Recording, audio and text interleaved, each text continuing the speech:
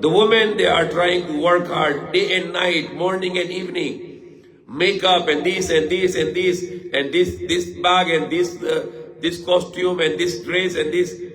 What is it? People can praise me. I want to be praised by the people.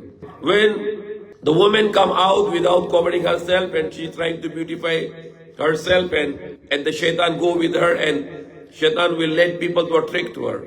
And when she go out like this way, not covering herself, there will be curse upon her until she is out everywhere going. Allah and the angels are cursing her because she become the part of deception. She become the part of exposure. She want to attract people to herself.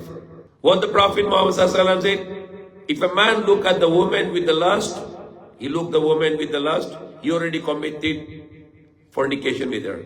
The same thing also in the Bible also. If you look at the woman with the lust, you already committed the fornication with her.